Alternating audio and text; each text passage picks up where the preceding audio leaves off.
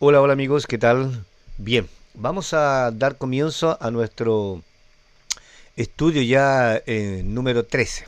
Lamentablemente el día domingo no pudo salir al aire, no pude colocar el video porque tuve algunos problemas técnicos, algunos problemitas ya, pero que ya los hemos solucionado. Así que por eso, hoy, comenzando la semana, lunes, quiero compartir con ustedes este material de estudio ilustrado, ya escuchando la voz de Dios. Es una guía para que usted y yo conozcamos la palabra de Dios. Así que aquí estamos ya nuevamente con un material de estudio para aquel que le interese, para aquel que quiera aprender de la palabra de Dios, para aquel que quiera conocer entre la verdad y la mentira, el engaño, el error, la falacia, bueno, para poder ser capaz de reconocer los falsos maestros, como Jesús lo dijo, los falsos pastores, los falsos iluminados, bueno, a través de la Biblia, como Jesús lo hizo en la tentación en el desierto. ¿Se acuerdan? Cuando Jesús le dijo, escrito está. Eso significa que tenemos que conocer la palabra de Dios. Bien amigos, vamos entonces al capítulo, bueno, al estudio ilustrado número 13 de este interesante material que esperando Dios mediante pueda ser de su ayuda en esta jornada. Bueno, vamos a conocer otro interesante tema. La Biblia se estudia por temas, un poquito acá, un poquito allá, como lo hemos visto en los diferentes estudios que hemos compartido, queridos amigos. Bueno, vamos a hablar del juicio. Este juicio tiene un comienzo. Este juicio tiene un fin. Este juicio tiene testigo. Este juicio tiene una ley por la cual el ser humano será corregido, será juzgado. Así que vamos a ver por acá que tengo. Entonces vamos a conocer esto que usted ya está viendo ahí, el juicio.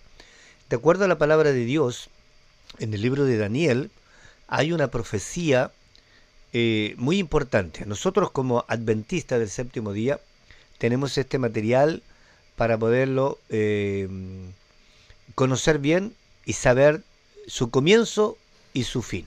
Bueno, ahí estamos viendo que esta profecía o este juicio está involucrado en esta profecía de 2300 tardes y mañana. Bueno, eso lo vamos a ir conociendo en el estudio. Este material, querido amigo, este estudio es muy importante. Ahí tenemos fechas que son realmente que debiéramos tomarlas en cuenta. Comenzando en el año 457 y terminando en el año 1844. Aquí hay un periodo de 2300 tardes y mañanas, que hubo un tiempo dedicado al pueblo judío hasta el año 34, del 457 al 34 después de Cristo.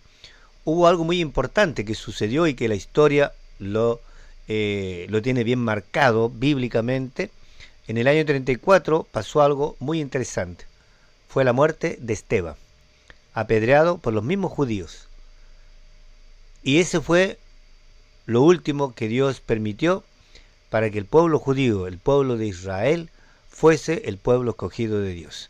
De ahí Israel dejó de ser el pueblo elegido de Dios, el Israel físico, y Dios hoy prepara a un Israel espiritual. Así que ahí está 457, 408, que es unas 7 semanas o 69 años, perdón, o 49 años. Luego tenemos del 408 al año 27 después de Cristo, 62 semanas o 434 años. Luego tenemos una semana más, ya, y que a la mitad de la semana, en el año 31, Jesús es crucificado. Todo se dio como Dios lo había establecido en la profecía. ¿Ya? Y así en el año 31, en el año 27 Jesús se bautizó, en el año 31 Jesús fue crucificado y en el año 34 Esteban fue muerto. Así que al ver esto interesante, nosotros nos podemos hacer de esta interesante parte bíblica como es el juicio. ¿Qué tiene que ver el juicio con esta profecía? Bueno, la vamos a conocer. Bien, me voy a mover un poquito por acá. Nos vamos a mover, ¿cierto? Para tener una visión, para no molestar ahí con las escrituras, ¿ya? Así que ahí estamos entonces para poder compartir con ustedes ya este hermoso material de estudio. Bueno, un hecho bíblico, queridos amigos y hermanos, indiscutible, es que todos los seres humanos, todos, desde Adán en adelante, todos, de todos los tiempos, enfrentarán el juicio de Dios. Aquí hay algo muy claro, nadie va a quedar al margen de el juicio de parte de Dios. Todos vamos a ser enjuiciados, ¿ya? Para vida eterna o para muerte eterna. Ningún ser humano va a quedar al margen, ¿ya? Todos tendremos que enfrentar el juicio de Dios. Salomón, este gran hombre de Dios, declaró, porque Dios traerá toda obra a juicio, juntamente con toda cosa encubierta, sea buena o sea mala. Eso lo dice Eclesiastés capítulo 12, versículo 14. Todos algún día tendremos que dar cuenta de nuestra vida, de nuestra pasada de la vida, 60, 80, 100, 120, no sé lo que Dios ha determinado. Todos compareceremos ante el tribunal, todos tendremos que responder si buscamos a Jesús, si no buscamos a Jesús, si le obedecemos o no le obedecimos. Eso es lo que significa juicio, donde se va a hacer una declaración, salvo o perdido, ¿ya? Bien, vamos a ver cómo conocemos este juicio. ¿A dónde fue Jesús después de su ascensión? No olvidemos que Jesús murió en el año 31 de nuestro calendario de hoy día. ¿Qué pasó? ¿Dónde fue Jesús? ¿Qué hizo? Eso lo vamos a ver en Hebreos capítulo 8, 1 y 2, Hebreos 9, 24 y Apocalipsis 1, 12 y 13. Dice, lo principal de lo que venimos diciendo según Hebreos 8, 1 y 2 es que tenemos un sumo sacerdote que se sentó a la diestra del trono de la majestad, ¿dónde? En el cielo. Aquí no existen los sumos sacerdotes, la jerarquía de la Iglesia Católica no tiene nada que ver con lo que Dios pide hoy día. El único después de la muerte es Cristo. Él no dejó representantes, no dejó al Papa, no dejó a pastores, no dejó a nadie, solamente a la tercera persona de la deidad, que es el Espíritu Santo. Jesús entonces cuando murió, ascendió a los cielos, fue coronado como sumo sacerdote, se sentó a la diestra del trono de la majestad del cielo y es ministro del santuario, de aquel verdadero santuario que el Señor levantó y no el hombre. No si se acuerdan, algunos pueden volver a estudiar el santuario, donde ahí los sacerdotes y el sumo sacerdote una vez al año entraba en el lugar santísimo. ¿Ya?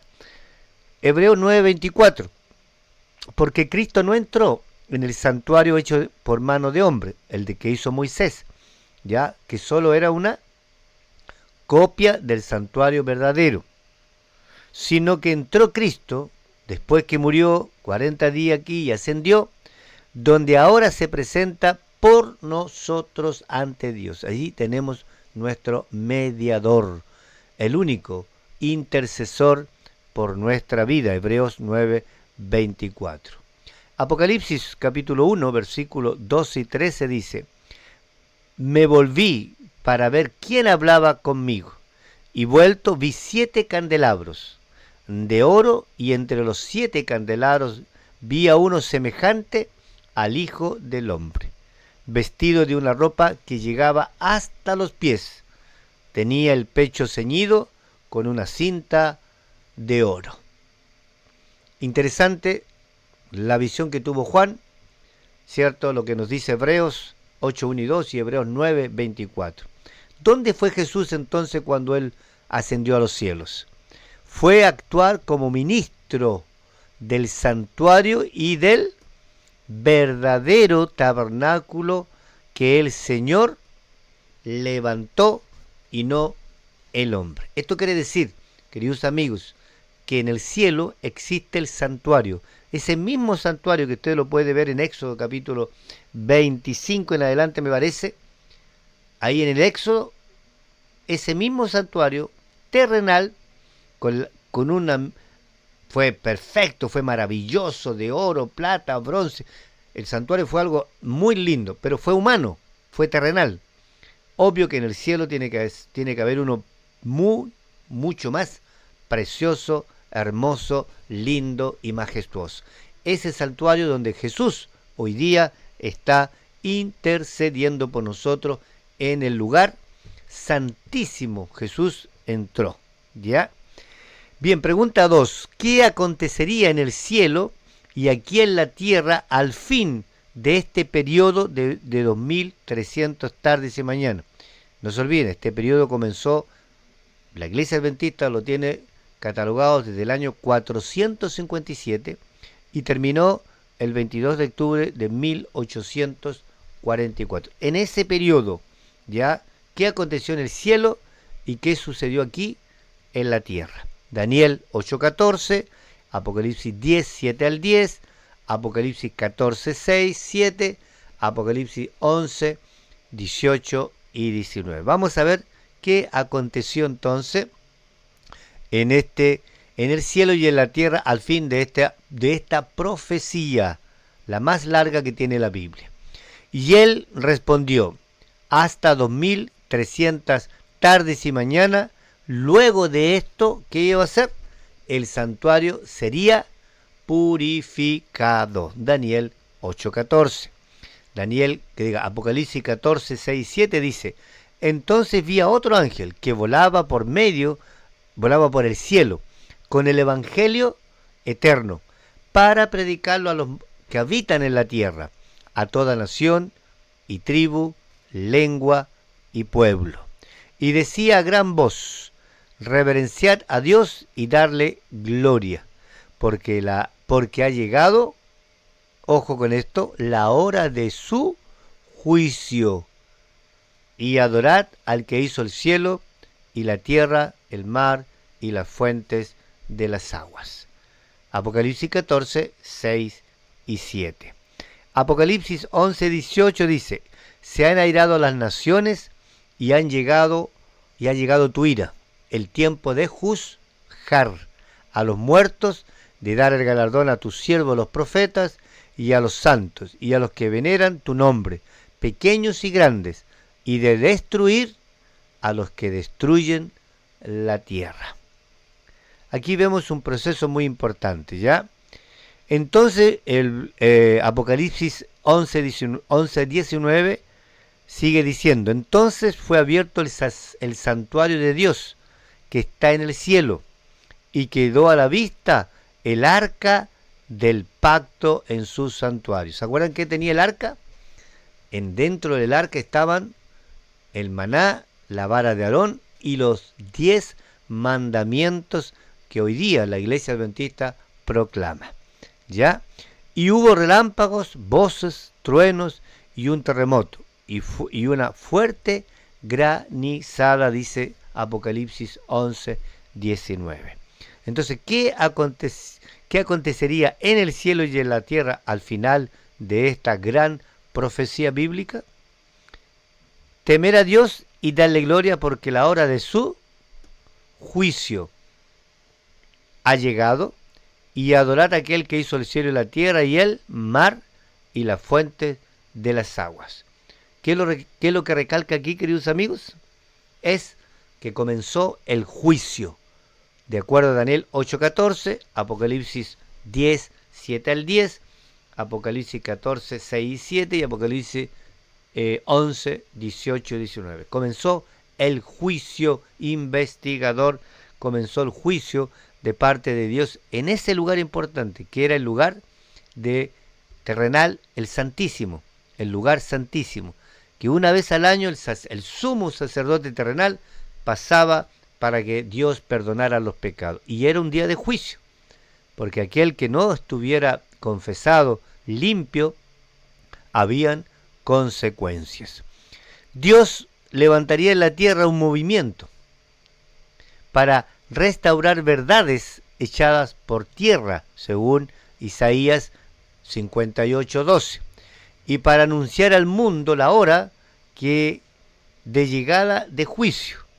Aprendimos que en el santuario terrenal, una vez por año, en el día 10 del séptimo mes, que se llamaba el día de expiación, el sacerdote entraba en el lugar santísimo para realizar la purificación del santuario, porque en el santuario todos los días había sangre, que era un símbolo, ¿verdad?, de los pecados de los israelitas. Y en esa cortina que separaba el lugar santo y el lugar santísimo, ahí se salpicaba esa sangre que los israelitas, ¿cierto?, a través de su confesión, y el sacerdote llevaba a esa cortina. Y el sumo sacerdote, una vez al año, entraba para purificar ese lugar simbólico que representaba el perdón de todos los pecados de un año del pueblo de Israel. Así el Señor lo realizó. De la misma manera, dice, miren, al finalizar este periodo de los 2300 años, el 22 de octubre de 1844, Jesús entró en el lugar santísimo del santuario celestial para administrar ahora como juez. Ahí Jesús está hoy día en el lugar santísimo intercediendo por todos nosotros para que podamos ser salvos por los méritos únicos de Cristo, no de María, no de Juan, no de Pedro, no, solamente de Cristo. ¿Qué profecía revela la fecha del inicio? Aquí, para que se den cuenta, este es el punto de vista, la Iglesia Adventista, cierto, proféticamente tenemos para poder dar la partida y así tener el término de esta profecía. ¿Cuándo comenzó?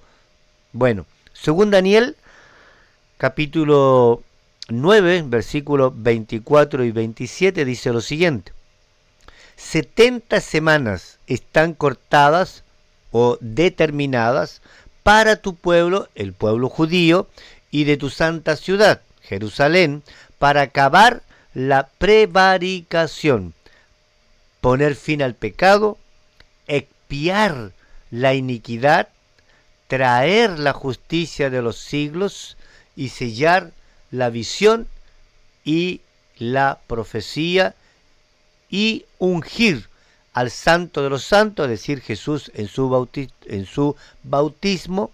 Conoce y entiende, dice la profecía, que desde que salga la orden de restaurar, reedificar a Jerusalén, hasta el Mesías príncipe, habrá 7 semanas más 62 semanas.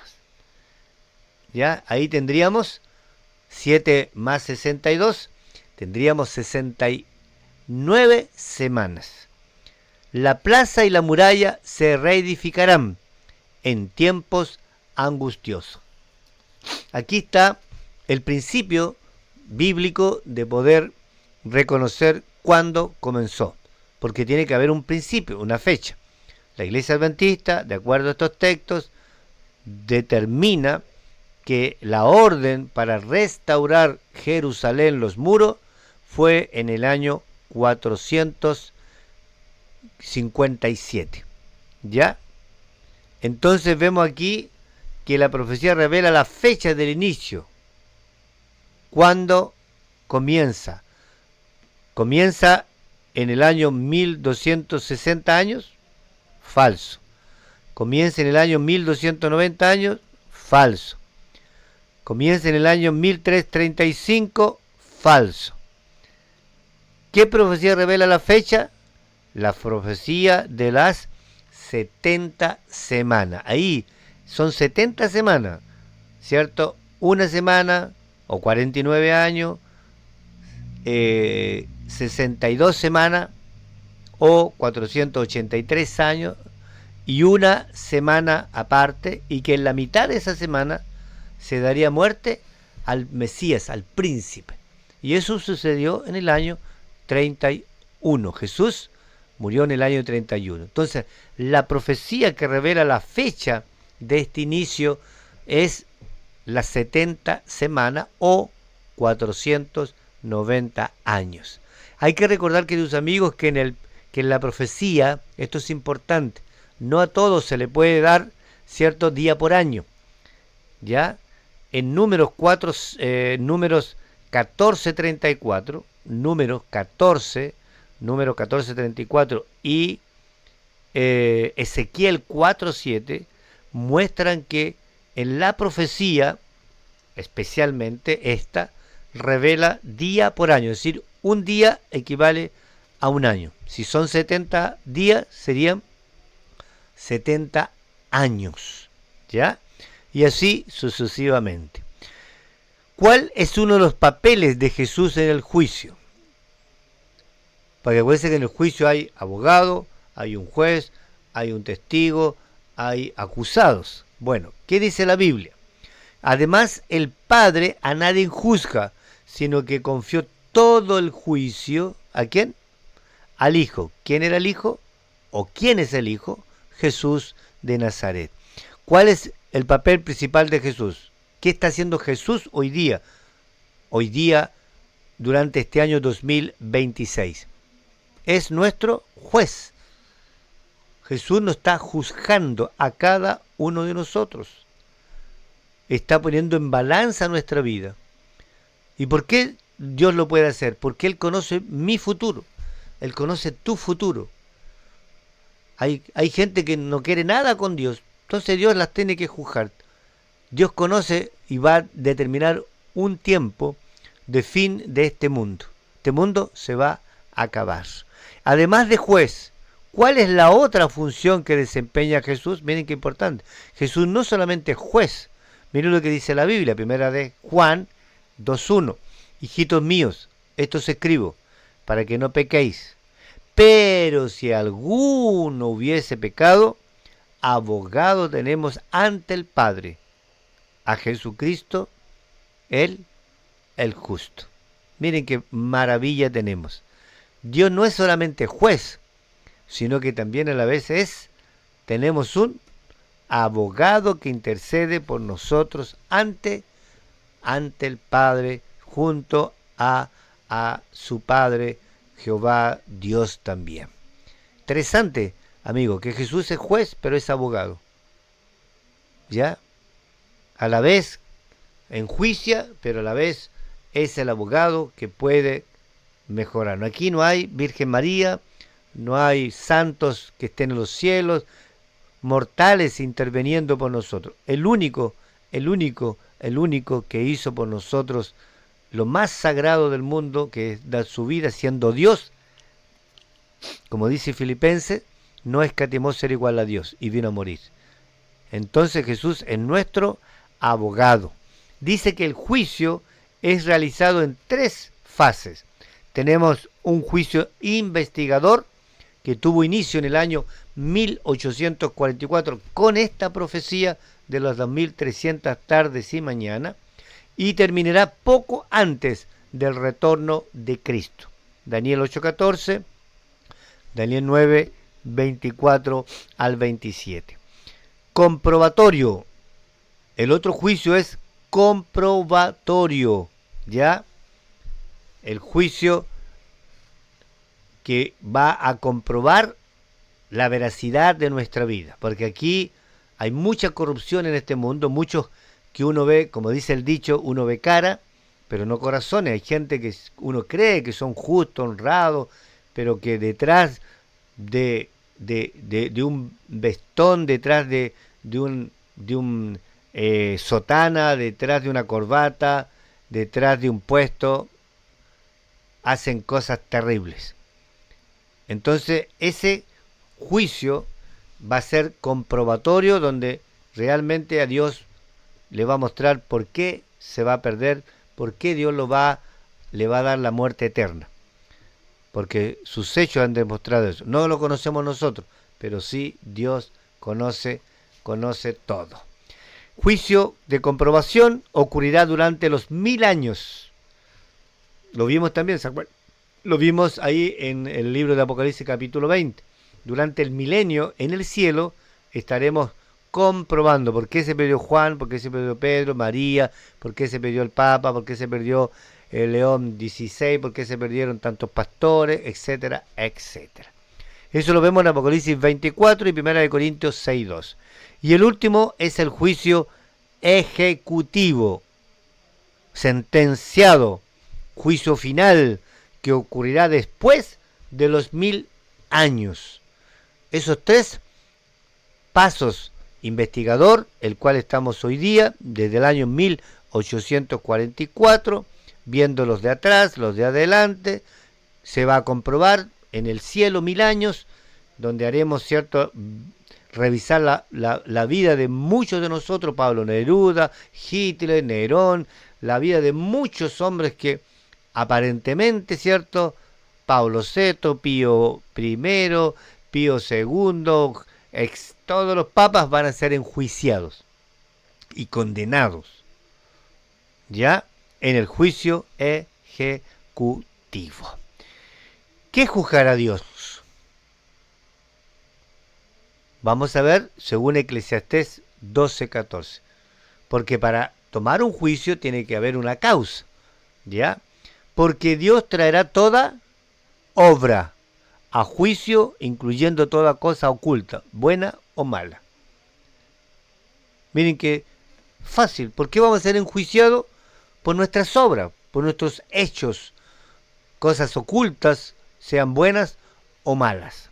Entonces, ¿qué juzgará Dios? ¿Solamente las cosas buenas? Falso.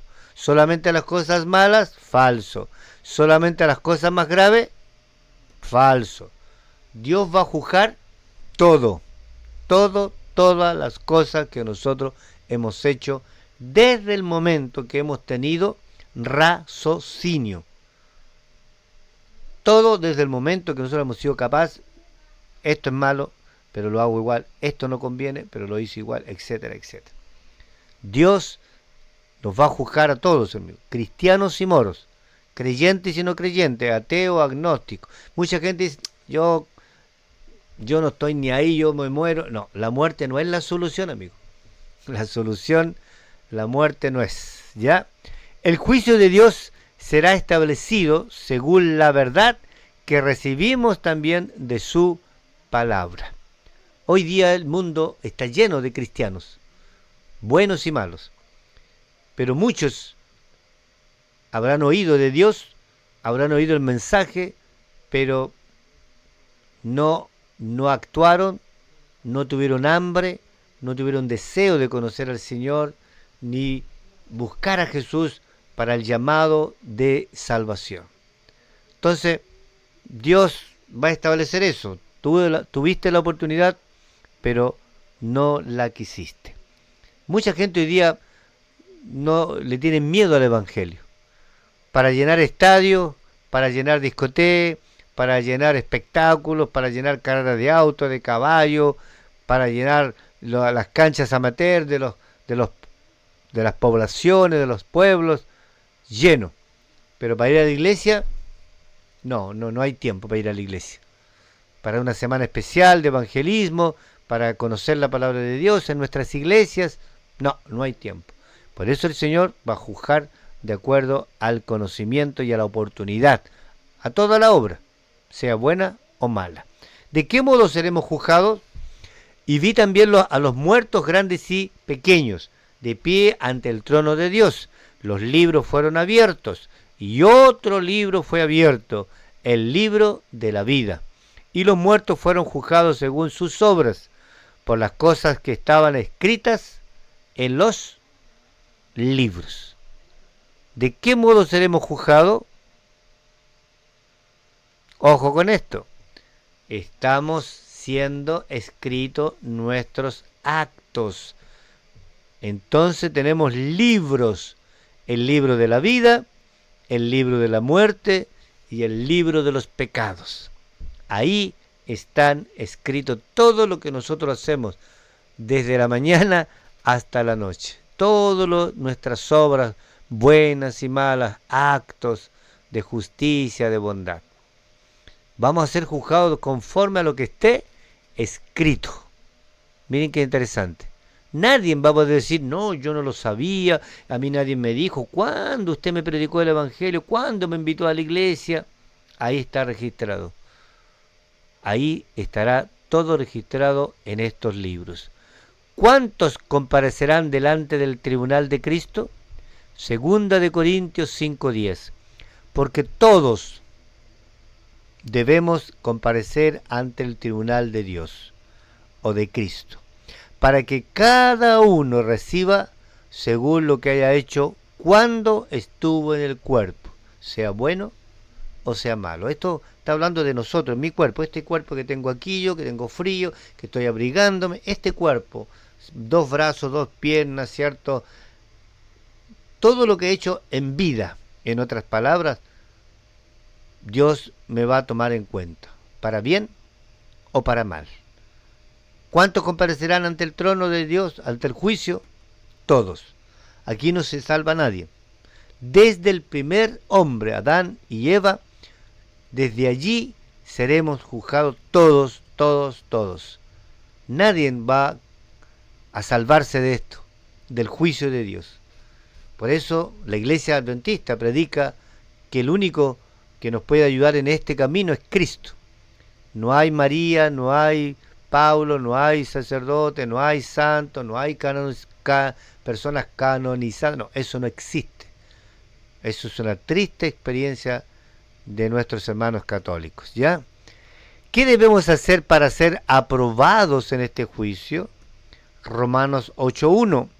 Pero ahora ninguna condenación hay para los que están en Cristo Jesús, los que no andan según la carne, sino según el Espíritu. Interesante. La carne está hablando de todos nuestros actos, acciones. Gálatas capítulo 5, usted puede ver las obras de la carne y las obras del Espíritu. Las obras de la carne son jugar fútbol, ir para allá, ir para acá, dedicar tiempo a otras cosas, preocupado del asado, preocupado del fútbol, preocupado del peinado, de la moda, del dinero, ¿cierto? De pasarla bien, etcétera, etcétera, etcétera. Entonces, ¿qué debemos hacer para ser aprobados en el juicio que Dios tiene? Ninguna condenación, ningún juicio, ningún mal resultado hay para los que están en ¿quién? En Cristo Jesús. No dice María, no dice que debemos adorar a María, que debemos pedirle a María, que al pastor, que al Papa, que Juan Pablo, que los papas se creen Dios. No, Dios dice Cristo Jesús. ¿Quién murió en la cruz? ¿Murió María? No. ¿Murió los papas? No. ¿Murió los pastores? No. Cristo es el único que puede redimirnos. Él es el camino, la verdad y la vida. Él es el único que nos llevará a la salvación. Cristo Jesús. Entonces, para no ser condenados debemos someternos a Cristo, entregarnos a Cristo, vivir para Cristo y hacer las cosas que Cristo quiere que nosotros hagamos. Miren, ¿cuál es la norma ahora? Siempre en un juicio hay abogados, ángeles, testigos, hay ángeles, testigos, hay libros, como vimos, pero hay una norma, una ley. ¿Cuál es esa ley? Santiago capítulo 2, del 10 al 12 y Eclesiastés 12, 13 y 14. Porque el que guarda la ley y ofende en un punto es culpable de todos. Porque él dijo, no cometerás adulterio, también ha dicho, no matarás. Si no cometes adulterio, pero matas, ya eres transgresor de la ley. Hablad y obrad como los que habéis de ser juzgado. En otras palabras, los que habéis de estar en el juicio por la ley de la libertad. Esa ley, amigos, es y nada más que los 10 mandamientos. El fin de todo el discurso, dijo Salomón, es este: venera a Dios y guarda sus mandamientos, porque esto es todo el deber del hombre. No dice de los judíos, no dice de los israelitas, está hablando del hombre, y el hombre caemos todos los seres humanos, porque Dios traerá toda obra a juicio, incluyendo toda cosa oculta, buena o mala. ¿Cuál es la norma? Seremos juzgados por la ley, porque para enjuiciarme, declararme culpable o inocente, tiene que haber una ley, como aquí los juicios humanos. Bueno, para Dios es lo mismo. Santiago 2 del 10 al 12 y Eclesiastés 12 del 13 y 14 habla de que la ley de Dios, los 10 mandamientos, por eso nosotros como adventistas levantamos grandemente, predicamos de que el hombre ante Dios se va a regir por esta ley, la ley de los 10 mandamientos. Esa ley será la que nosotros nos van a condenar. Esa es la ley la cual nos va a hacer también aptos para el reino de los cielos. Por eso es importante la ley de los 10 mandamientos. Bien, queridos amigos, estamos llegando ya al final de este interesante material de estudio, el juicio. El juicio para todos, cristianos y moros. Aquí no se salva nadie, no olvidemos. 2 Corintios 5:10. Todos compareceremos, todos. ¿Ya? Bien, recapitulemos. Después de su ascensión, ¿cierto? Cuando Cristo murió en el año 31, no se lo olvide. Fue a actuar en el santuario ¿de qué santuario? ¿Del pueblo de Israel o el del cielo? En el cielo. Jesús está en el cielo el día de hoy. Está actuando como juez y está actuando como abogado, dice Juan y dice también Primera de Juan.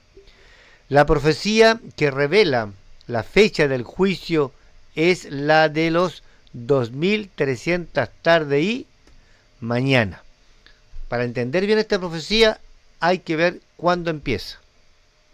¿Quién revela la fecha? Y lo revela, ¿cierto?, la profecía de las 70 semanas de Daniel 8:14. Ya a partir de 1844, ya Cristo, además de interceder, actúa como juez, ya, aparte de ser nuestro abogado, pasa a ser también nuestro juez. ¿Cuáles son las tres partes importantes del juicio?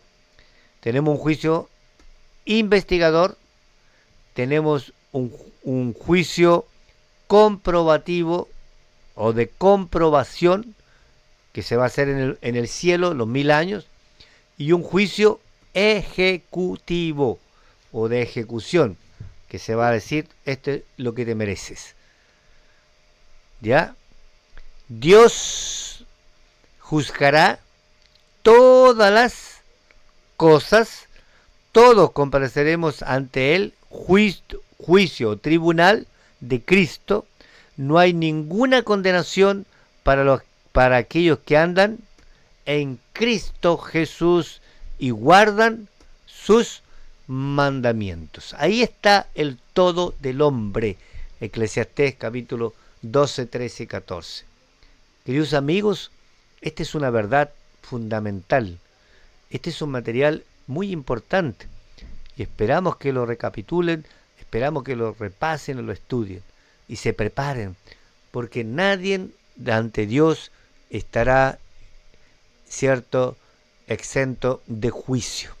Todos, nuestros presidentes, nuestros abogados, nuestros militares, nuestros aviadores, nuestros ricos, pobres, sabios, etcétera, etcétera, ateos, agnósticos, todos, musulmanes, árabes, cristianos, ortodoxos, presidentes, todos, cantantes, futbolistas, todos estaremos algún día delante del trono de Dios para ser enjuiciados. Dios tenga misericordia de nosotros y busquemos a Jesús que Él nos limpia de todo pecado, dice.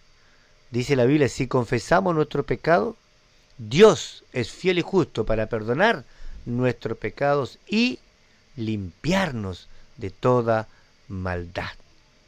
Pero todo va a depender de cada uno de nosotros, queridos amigos.